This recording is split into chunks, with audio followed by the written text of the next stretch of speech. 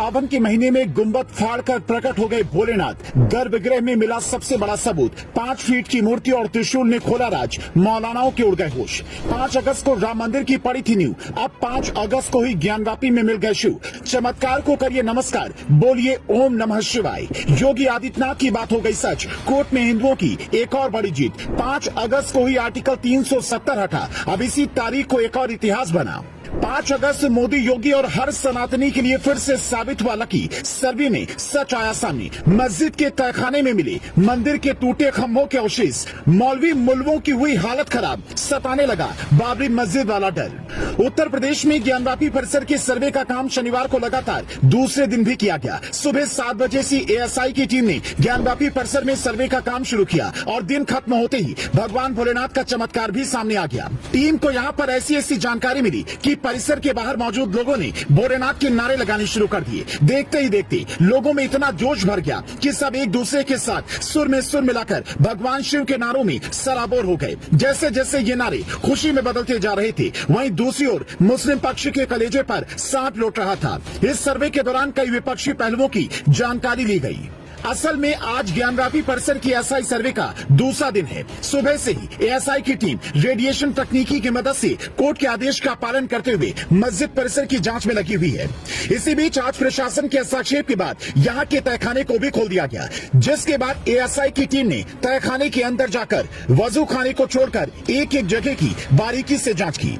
आप ये भी सच्चाई जान लीजिए कि बीते शनिवार को ज्ञानवापी के सर्वे के दौरान प्रशासन ने तहखाने को खोलने के लिए कहा था, लेकिन अंजुमन इंतजामिया कमेटी ने तहखाने की चाबी देने से साफ इनकार कर दिया था। लेकिन आज प्रशासन के हस्तक्षेप के बाद मस्जिद के केयर टेकर एजाज अहमद को तहखाना खोलना पड़ा। एएसआई सर्वे टीम का ये मानना है कि तहखाने में बहुत ही जरूरी और महत्वपूर्ण तथ्य छिपे हुए हैं, जिनका सबके सामने आना बहुत जरूरी है। और हुआ भी कुछ ऐसा ही।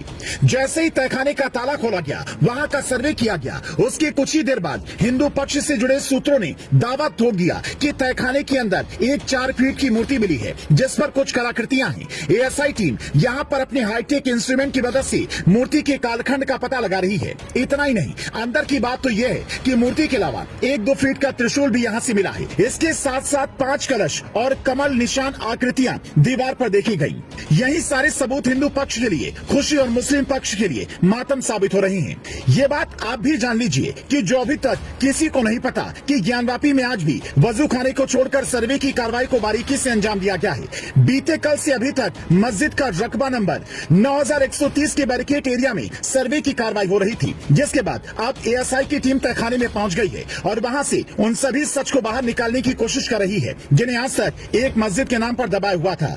सच्चाई को दुनिया के सामने लाने के लिए एएसआई ने आज भी सर्वे के लिए 4 टीमें बनाई। इसमें से 2 टीमों ने परिसर की पश्चिमी दीवार की जांच शुरू कर दी, जबकि एक टीम पूर्वी दीवार की जांच में जी जान से लगी हुई है। एक टीम को उत्तरी दीवार और उसमें जुड़े क्षेत्रों की जांच के आदेश दिए गए हैं। मंदिर के सच को सामने लाने के लिए इमारत की बाहरी दीवारों के आसपास जीपीआर का यूज टीम द्वारा किया जा रहा है। किसी तरह की कोई गड़बड़ी या शैतानी न हो, इसके लिए सर्वे के दौरान मुस्लिम पक्ष से 9 और हिंदू पक्ष से 7 लोग ज्ञानवापी में मौजूद हैं। लेकिन वहीं मुस्लिम पक्ष के वकील का एएसआई पर आरोप है कि एएसआई ने उन्हें सर्वे का नोटिस तक नहीं दिया। इससे पहले शुक्रवार को सर्वे के दौरान मुस्लिम पक्ष शामिल नहीं हुआ था।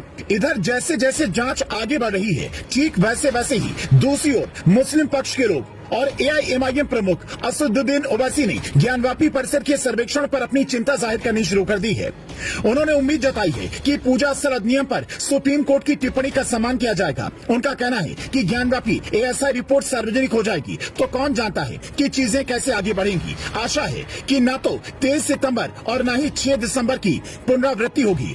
हम नहीं चाहते कि बाबरी मस्जिद जैसे मामले और खुल जाएं। इससे पहले सुप्रीम कोर्ट ने बीते शुक्रवार को इलाहाबाद उच्च न्यायालय के उस आदेश पर भी रोक लगाने से साफ मना कर दिया, जिसमें एएसआई को ज्ञानवापी मस्जिद परिसर में एक वैज्ञानिक सर्वेक्षण करने की अनुमति प्रदान की गई थी, ताकि ये पता लगाया जा सके कि 17वीं शताब्दी की संरचना पहले से मौजूद मंदिर पर बनाई गई थी या नहीं।